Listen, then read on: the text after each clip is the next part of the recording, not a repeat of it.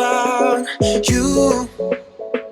Got my head spinning on my shoulders. I feel a burn inside of my chest. See the lines as they blur out. I can feel it knocking me out. You're bringing me higher and higher in every way. And all of my doubts, I can feel them fading away. Oh, you're like a fantasy. I know this can't be real. I'm falling way down, all delusional. Cause you got me feeling like I'm lucid dreaming, got me flying high. Cause I can't believe that I get to have you close. On an endless road, I'm levitating now in one of those lucid dreams.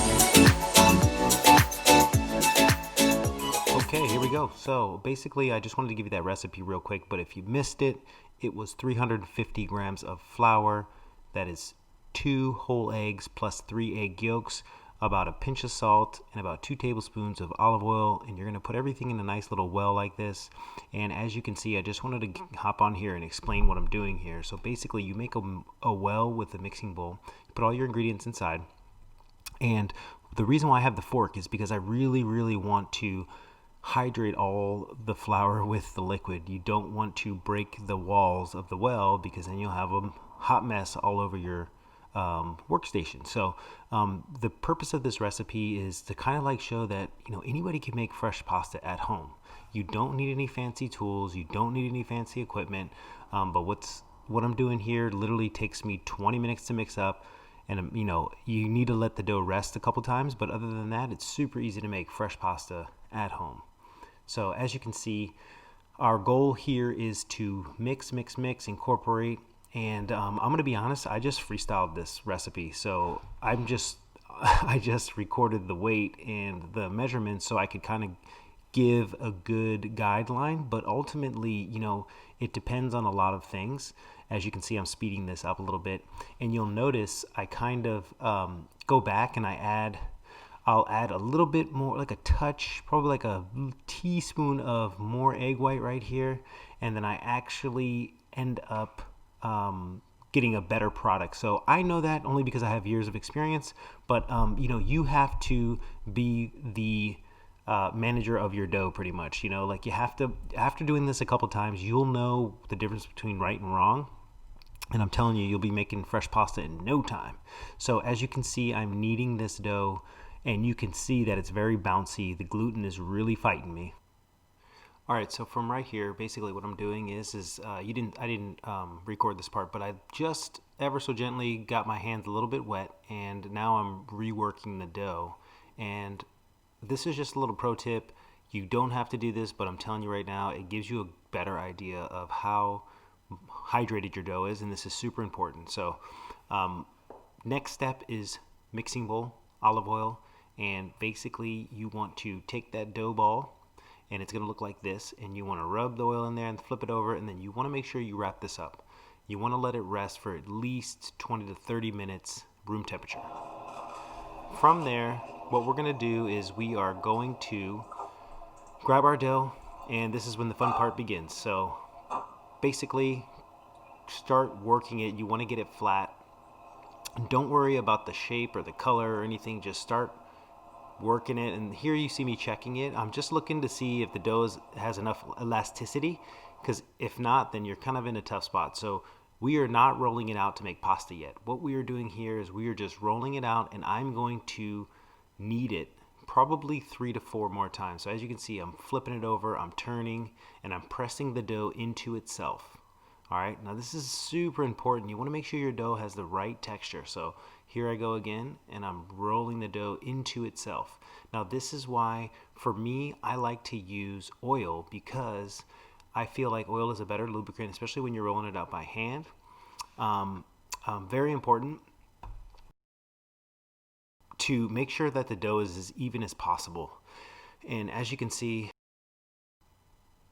I'm rolling it out, and I am literally pushing so hard to try to get this pasta rolled out and nice and even. And it takes quite some working, but there is not a drop of flour yet. That's coming soon. But right now, what I'm going to do is I'm going to wrap this dough up and just let it hang out here for at least 10 minutes. And the reason is you want to let the gluten kind of relax a little bit. So now we're back in the game. I'm gonna square it off because I'm an OCD chef and I have to have a perfect shape. But don't throw away that pasta. Just use it for later. But for the video's sake, I'm gonna just go ahead and trim it and make a nice little square. Now, as you can see, I'm rolling it out and I'm really getting aggressive here. Obviously, like, listen, if you can get a KitchenAid or a pasta machine, this is so much better. It's so much more efficient. I would never do this in a restaurant or if I'm cooking for a party, but I just wanted to show that you don't need any fancy equipment to do this. You don't even need a rolling pin. You could use a wine bottle or something cylindrical that's, tough and won't break. Now, I went to grab some flour, and basically that's because shortly I'm going to cut the pasta for shapes, or for the pasta that I'm making. So basically what I'm doing is I'm just ever so gently getting a little flour. You don't have to put a half gallon of flour on there, okay? If you have to do that, then the dough is too wet and you didn't add enough flour to begin with. So as you can see, the dough is nice and even. It's super, super nice, and I am putting a lot of effort into this. I want to make sure that the pasta is thin enough, but not too thin. All right, so now I have a little visitor with me. My son wanted to see me before he went to bed, so he was getting interested. He wants to make pasta with Daddy now, so he's going to be part of the film. But as you can see, I'm checking it for the actual size. Now, listen, if you're going to make homemade pasta, you want people to know that you made homemade pasta. So don't roll it out too thin, but you want to roll it out thin enough to where there's still a bite. When you go to cook it, it'll expand a little bit, so take that in consideration. Here I am very gently just rolling the pasta over itself, so you can see I just roll it up like a fruit roll up, and then I'm going to cut it into little fettuccines, I should say, cut it into fettuccine. I'm going kind of quick here, and as you can see, my knife cuts are solid. Now listen, nobody expects you to cut like this, but the thing is after some time and some practice, you'll be able to cut just like this, no problem. The biggest thing that I learned and that I tell cooks is that you have to commit. You have to just commit and mess up, and then you will get better, I promise. Over time, you will practice, you'll get better.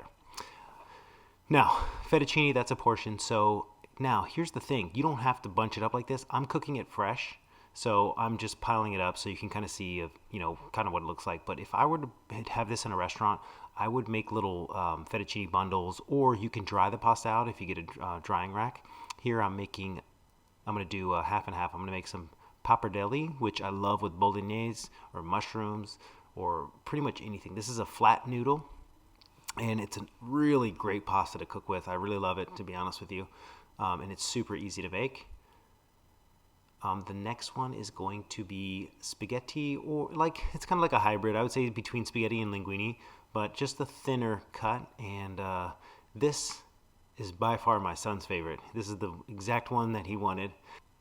So I'm going to break off and go make him some pasta. Thanks a lot for watching. Make sure to hit that like button if you found any value in this. Subscribe, share. But look how easy that was. You got 3 types of pasta. Impress anybody. See you later. Bye.